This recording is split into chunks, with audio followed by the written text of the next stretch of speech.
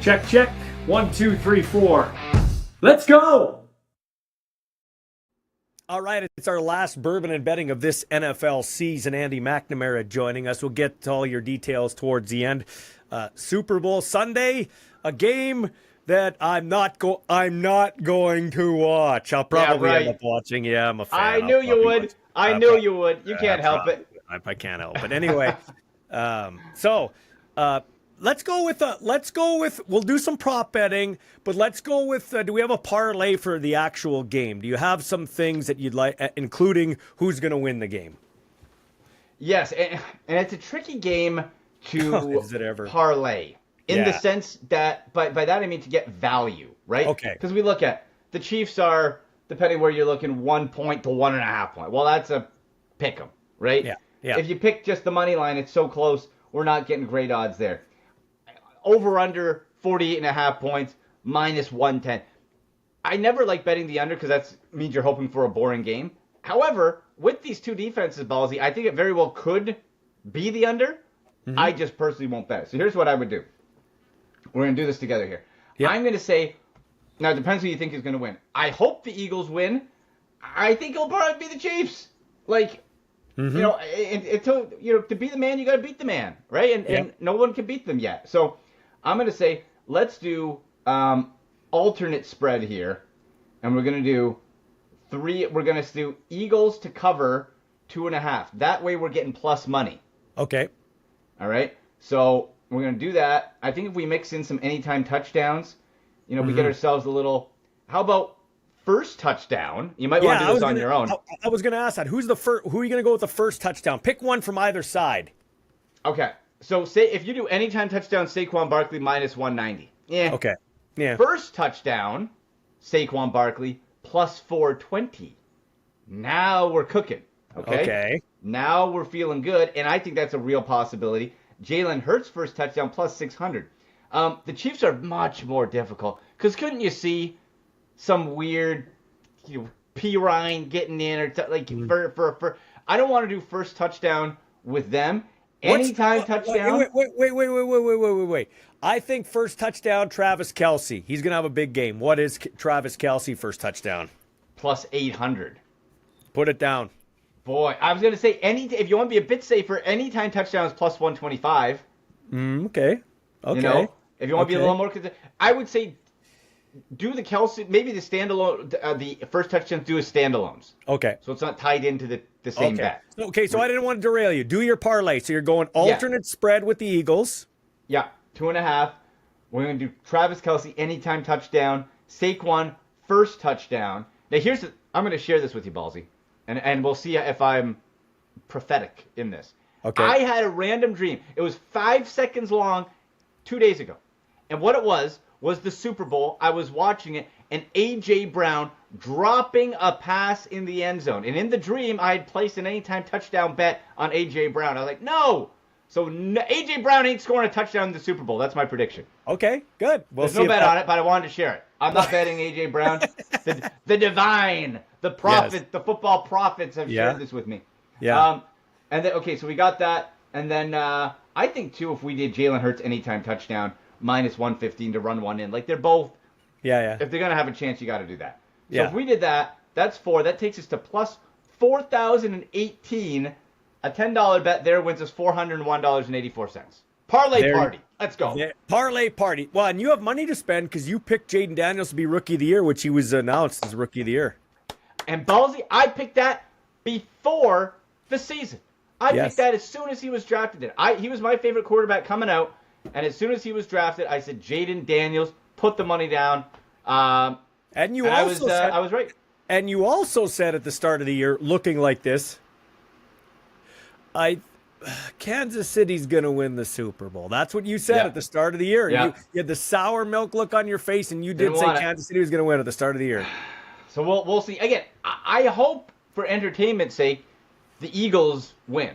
But the thing is, Ballsy, like, why do people hate both of these teams? Like, Sirianni's kind of weird and unlikable, but, like, during the Belichick era with Brady, Belichick was unlikable. The team cheated. They got caught for cheating multiple times. They were unlikable. What is there to not like about the Chiefs? Otherwise, they're good. You hate Andy Reid?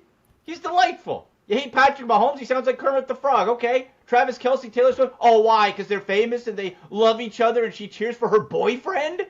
You can't hate. There's nothing to hate the Chiefs other than being a hater of the franchise. For yourself, you're a Chargers fan in division. No one hates in division teams more than me. I could get on board with that. Or you're just jealous or tired of the same storyline. But you can't hate them like you hated the Patriots because they were unlikable. Are you surprised Josh Allen was the MVP over the guy you don't Not like, at all. Lamar Jackson? That was my pick. One, because I hate the Ravens and Lamar Jackson. Two, I think Lamar Jackson still sucks at passing the damn football no matter what the stats say. And Josh Allen proved it right. Real MVP. Look at his receiver weapons, Ballsy. I think that was the difference. If you put a competent backup on that Ravens offense, you can still distribute the ball. Mm-hmm. If you took Josh Allen away from the Bills, who's the star? Shakir? What? Who are you throwing the ball to? And that's going to be a big offseason thing for the Bills because they tried to get Amari Cooper, who laid an egg from the Browns for a third-round pick. You got to upgrade that receiver room. But no doubt Josh Allen, MVP. Glad he got it. Are you mad that Myles Garrett wants out? It's predictable. I'm very upset. I'm not upset at Myles Garrett, but I also don't feel sorry for Myles Garrett. People are like, oh, Myles deserves it. Deserves it? Ballsy. The guy's 6'5", chiseled out of stone, young, rich, good-looking. What do I feel sorry for him for? You play football, you play a game, oh, he deserves nothing. No. Who deserves something is the fan base who gets screwed because the front office sucks and can't make any good decisions and are forcing Myles Garrett out. You know who deserves something? The guy over your left shoulder, Joe Thomas right there. He has one of the most incredible stats. Didn't he play like over 10,000 snaps without, like, he didn't miss 10,000 snaps in a row? I'll tell you this. That's what that bobblehead is right there. Got it from the Cleveland Browns. 10,363 consecutive snaps. It is also up on the Ring of Honor or Legends, whatever, at the Browns Stadium now with Joe Thomas's name. And I was at the ceremony where they put that up. Yeah, so if a guy deserves something, it's Joe Thomas right behind. And he stayed. He could have been traded to the Broncos the year they won the Super Bowl. And he said, no, I want to stay in Cleveland. Now, again, am I objecting to Myles Garrett who wants to win a Super Bowl? No. But his teammates, David Njoku, drafted the same year as him, and Denzel Ward are saying, stay, man, we're not that far away. So we'll see. NFL is not like the NBA. We've seen Deebo Samuel, Brandon Ayuk, Lamar Jackson, all ask for trades and come back. The difference, Ballsy, is this is not about money for Lamar Jackson. The Browns were set to make him the highest defensive player ever. It's not about money. If it's truly about winning, and he was told the plan by the front office, and he didn't like it, that is bad news for Browns fans. And if they want him back, boy, they're going to have to do something because he's making the media tour on Super Bowl just bearing saying he wants out. And LeBron James helped them come to that decision, too, for an extra great. Yeah, stick. LeBron. I can't stand LeBron James. I can't stand him. I can't cheer for the Lakers while he's around. Okay, so let's go to some prop bets. That's always fun. Like here's one I never got. If Andy McNamara is singing the national anthem, and it's the over-under how long it's going to be, and he practices it, obviously, and they've timed it, like he knows, why doesn't Andy McNamara call his buddy in bum Arkansas and say, put $100,000 on over 120? You know what I mean? I don't know why that has never happened. Even more so, okay, the singer themselves, they probably got their own money, they don't need to. But what about the sound guy? Yes. Who's setting it up listening? Yes. You know how long, and you'll have to sign something saying, oh, I won't do it. Sure. Yeah. Call your cousin's brother. Yeah. Say, bro, this dude's going long. Yeah. Okay? How about the guy who puts the Gatorade in? Yeah. You know the Gatorade. Yes. Maybe they do. Maybe people do. But maybe that's good I don't work in that day because I'd be like, all right, we're making some cash. I'd be like the Goodfellas one showing up with a fur coat after the heist. So give us some prop bets if you got some there, bro. All right. I got a few. And I got some research actually done with these. Okay. Not just like little flippy ones. Gatorade. The last 2 years Chiefs won the Super Bowl, Gatorade was purple. So if you think the Chiefs are going to win, why not go with purple? It's the favorite. If you think the Eagles are going to win, yellow and green is the next favorite color. So green. Got some stuff there.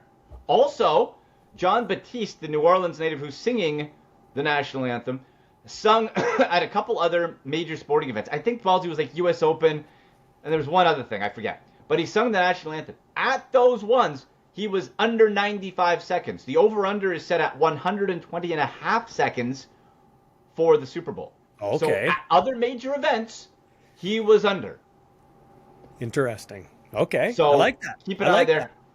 that. You want a Swifty special? Sure. Give me. Well, we're gonna see her. Swiftie? Yeah. Go ahead. On DraftKings, they got a whole bunch of Swifty specials named after her songs. One, Shake It Off, is, and this one I really like, Philadelphia Eagles to score first, Kansas City Chiefs to win. Plus 300. Couldn't you see that? Chiefs win the toss. Yep. They defer. KC goes. First scripted. They win. They score. Tush and push Chiefs pull it out tush by some push. stupid thing at the end. Yeah. Tush push with Hurts. Touchdown. But the thing is, Ballsy, it doesn't have to be a touchdown. It can be a field goal. Oh, true. But I think it'll Could be be tush push with Hurts. There you go. Could be anything there, right? Could You be got that. anything there. Also, you can bet on. One I like too is team to win the coin toss also wins the game. Okay. So, Okay. And if you go in heads or tails, heads has won the majority of the last 6 years, but the last time Eagles Chiefs played, it was tails. That means nothing, but just information. So is there one? Because it didn't happen last year. I thought it would. Is there one? I think there is somewhere. My son was telling me. Kelsey proposes to Swift after the game on the field. Because I had thought that was going to happen. He ain't doing that, man. Like, it's the big stage. He's going to upstage his whole teammates. Why not? It's do his that. last game. It's probably his last game. You know what? One thing I do respect about Travis Kelsey I heard yesterday and I didn't know. You know how you hear veteran days off for all these guys in pre-season? They said Travis and Patrick Mahomes and Andy Reid begged him the last couple of years, like, guy, rest. He does not take a practice off because he said, I have to set the example and I lead. I respect the hell out of that. That is great work ethic. That's a star who he could take days off, go to a pod, and people wouldn't think twice about it. That is work ethic, and that's the behind-the-scenes stuff that you can then see, like, hey, that's a championship mentality, part of why the Chiefs are so good. That's a good point. I think he's douchey, but I absolutely got to tip my hat to him. But work ethic. Yeah, work ethic, 100%, and I like work ethic. Okay, where can they find you, Andy? Get me YouTube, The Sick Podcast with Andy McNamara. We're going to have a live Super Bowl show Sunday morning, 10 a.m. Eastern. Prop plays, we're going to have wrestler from All Elite Wrestling, Matt Menard. He's a Chiefs fan. We're going to have him on. Do Daddy Magic. His nickname's Daddy Magic. Daddy Magic's Magic Picks. We're going to go parlay, party, have a lot of fun, 10 a.m. Eastern. Get us on X. The links are all there, at SickPodBrowns, at AndyMC81, and Instagram, at AndyMCSports. Bourbon and Betting with Andy McNamara. Thanks have a for good your time, bourbon, man. too. Yeah, that's right. I'm going to during the game. Take care, bro. See you, buddy.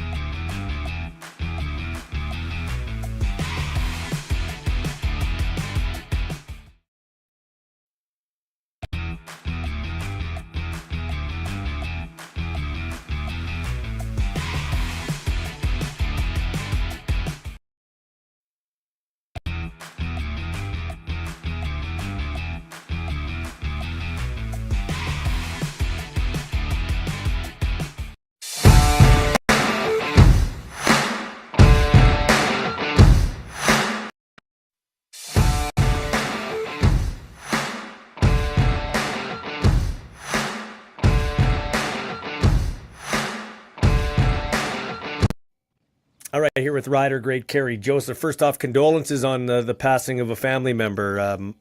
Thinking about you, praying about you, buddy. Appreciate it. Really appreciate it, Ballsy.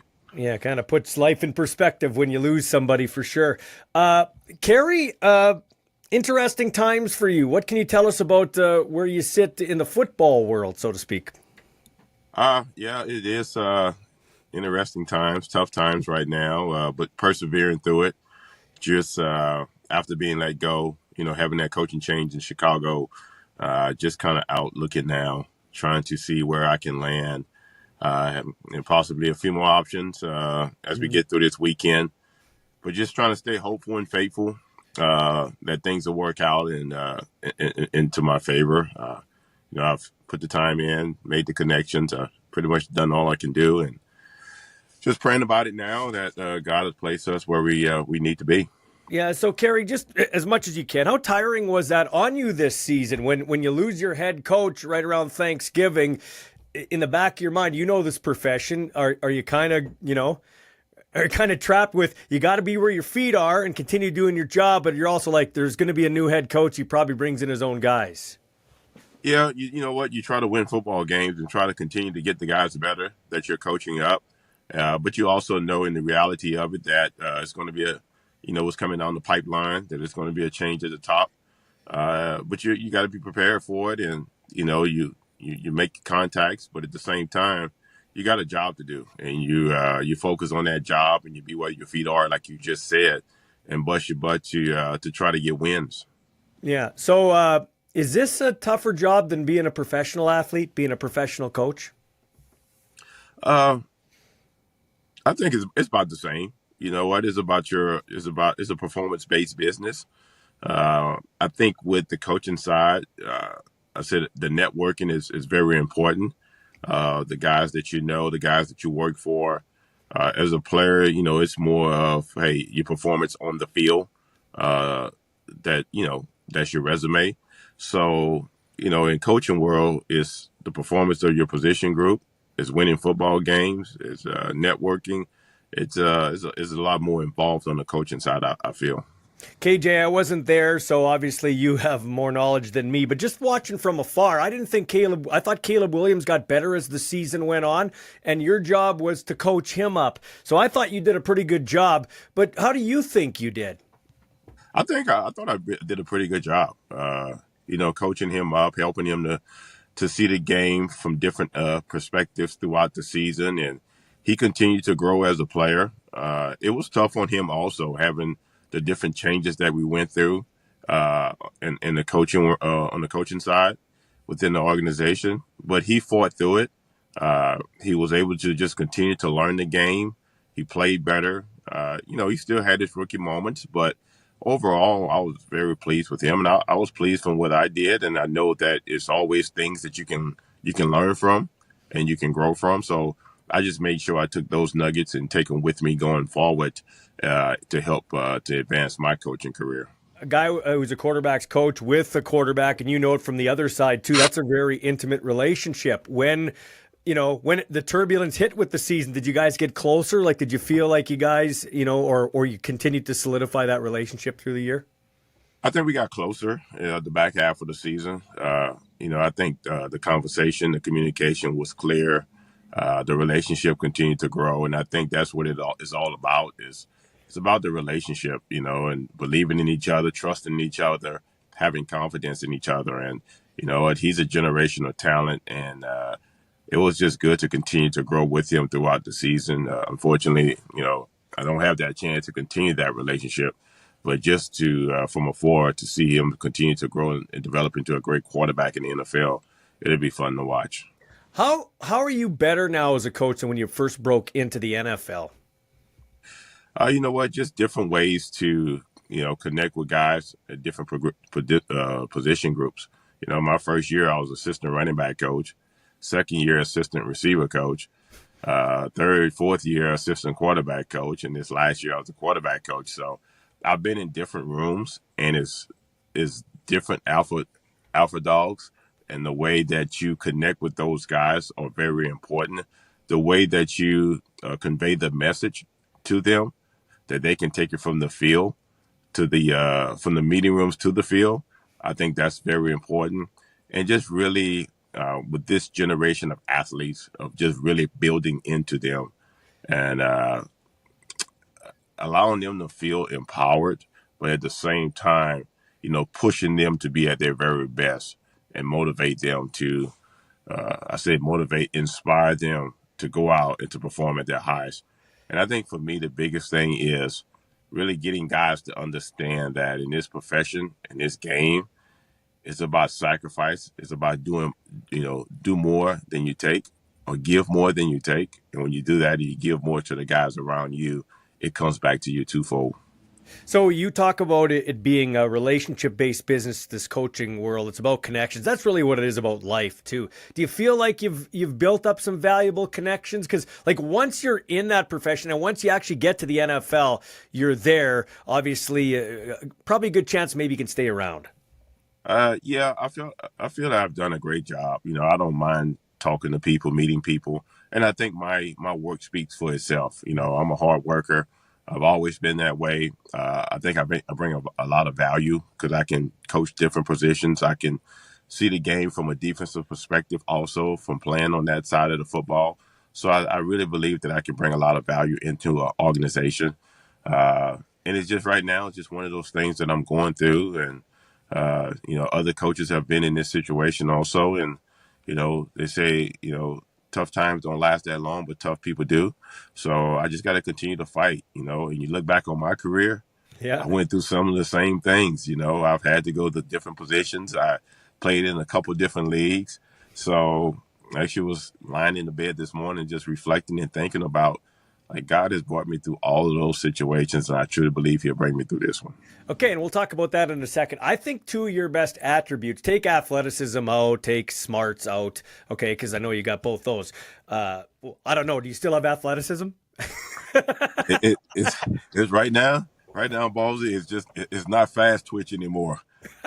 Well, I saw you on the super slide. I saw you on the super slide there at doing the old HBO thing, which was pretty cool on Hard Knocks. So you can still get around, bro. Yeah, that took my neck about 2 days to recover from that also. Hey, but two of your best attributes through your whole career, availability, and I'm not just talking as a player, but as a coach, availability, but I think even more so, versatility. Defensive back, quarterback, and then you just talked about all the things you've done coaching. So do you think that versatility will serve you well looking for this next opportunity?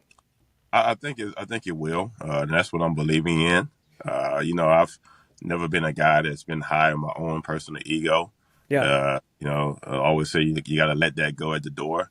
So I'm just willing to be able to, do whatever I need to do to coach football and to be a part of a winning organization, a winning football team. I think that's the most important thing for me, and I think it'll play big dividends for me in the near future. So, is there one thing about coaching in the NFL that's opened your eyes that maybe you didn't anticipate? No, not really. To be honest with you, after playing in it, I know it's about a partnership. And I started really studying from a coach to player relationship on the back end of my CFL career of watching how guys respond to different coaches. So for me, I think it's nothing surprised me, if I can say that. For me, it's all about the partnership. It's all about the players. It's all about how you can develop them to be at their very best. Because at the end of the day, that's what I wanted as a player of how can you help me be at my very best, but also know that you are a person that cares for who I am as a person and not just a player. And I really took that into my coaching profession. It's the same, it's just the different generation of athletes. So the way you do it and the way you go about it, as a coach, you have to be you got to be tough, but your love has to be even tougher. So you cite God a lot, and I appreciate that about you, a man of faith. But you're a human being too, so you're a football guy, and you're an alpha dog, and you got to have an ego to be in that business, whether you're humble or not, which you are. Okay, so just how tough is something like this? Like you talked about laying in bed. Have there been sleepless nights? I see. Hey, you're a good-looking man, and I know we're talking about a funeral to start this, so obviously you got that on your plate, but this looks like it's weighing on you a little bit. Am I misjudging that? How have you dealt with that situation? It's been tough because like when doors get closed on you, opportunities get shorter and shorter and smaller. That window closes, and you start to feel it. It's no difference. I'm a human being. I put my faith in God, and my wife is always on me, and she'd say, "Look at the history. God has always brought you through it," and the human side of it still comes in, and you see things happen. You read, the news, and you see the job that you was hoping for is gone now, and you just keep plugging away, and you deal with my wife's family, so I got to be there to support her, to support her mom, and it's a blessing that we are in Louisiana at the time right now to be here for her. So you just kind of fight through that and plug away through it. And it's kind of like you're looking for that opportunity to go back to work now, to Yeah. kind of take a deep breath and say, okay, let's go. It's time to go back to work. So Yeah. it's not easy, Ballsy, but like I said, I feel that I've been battle tested before.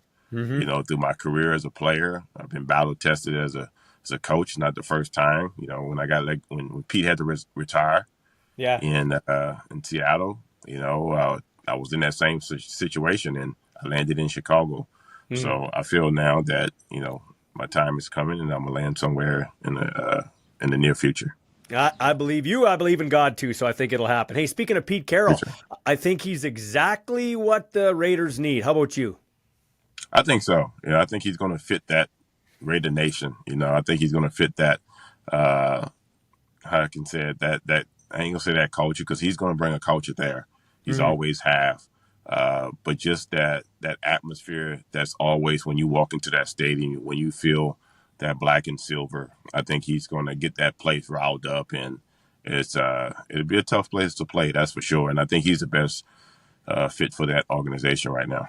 So, and I'm not asking you to say if you've called him, but does that how connections work? Like you'll call, for instance, hypothetically speaking, call a Pete Carroll. Pete, I don't know if you got something there, but can you direct me to this guy or that guy? Is that kind of how it works now that you've been around a bit? Yeah, that's how it works. You work those contacts. I worked for Pete for 4 years, and you put feelers out. You connect with him, and you try to see what direction he's going. Sometimes guys have a different direction that they want to go, even though that you worked for them before. So it's just one of those things. You just gotta be patient. Sometimes it's not on your time; it's on God's time, and that's what I'm trusting in, man. And like I said, it's never easy, especially when you're sitting idle. I can't keep. I gotta do something. I gotta get up and move, because I can't just sit in the house. I gotta watch some football. I gotta study something. Just to kind of keep my mind from being idle. Yeah, I like that. I like that mentality. Hey, you guys lost in a Hail Mary to Washington, Jaden Daniels, and that kind of really turned Washington's season around. Don't want to bring up bad memories, but let's talk about Jaden Daniels. How all of a sudden this guy got on a roll and he ends up being the offensive rookie of the year. Yeah, you know what? He played well. He deserved that honor as a rookie coming in. Thought Dan Quinn and Cliff Kingsbury and those guys on that offensive side of the ball did a great job with him, and put him in some great situations. And you saw his athleticism, his playmaking ability come to life. That Hail Mary was a tough one on us, and it's just one of those deals that, you want to try to get past it as soon as you can. And it's for us, unfortunately, we just could never overcome that emotional downward spiral. And it's just one of those things that happens in the game of football, and you wish it could be different. And it was good for Washington. It wasn't good for us, but just some things that you can learn from as coaches, as players. Are you surprised Josh Allen was named MVP over Lamar Jackson? They both. I think they both deserved it. To be honest with you, I thought they both had great years this year. To be honest with you, I thought it was going to go co-MVP. Yeah, I was sitting there telling my wife I was thinking about Steve McNair and Peyton Manning. Yeah, When they went co-MVP, and I told my wife, I said, I got a feeling that's what it might be. But they both deserve it. Congrats to Josh Allen. And those guys, they played, had a great year. He had a great year, and it's well deserved. So you're the expert here. Give me the breakdown of the Super Bowl. How do you see this one shaking out? I have a tough time believing KC. I think Philadelphia has the better overall roster, but Kansas City's got elite coaching and the best quarterback in the game right now. It's going to be, I'm not going to pick sides on this one. I know people on both sides. I think it's going to be a great football game. I think, the Eagles have done a great job. I think Nick Sirianni has done a great job with that team. When you look at the different coordinators that he has gone through and had to replace, and he keeps replacing them with great coordinators and great coaches, and the roster, they've been building that the right way. Then you look at Kansas City, who has just been, a machine the last few years under Andy Reid and with Pat Mahomes at quarterback. So you can't count them out, even though their roster has changed.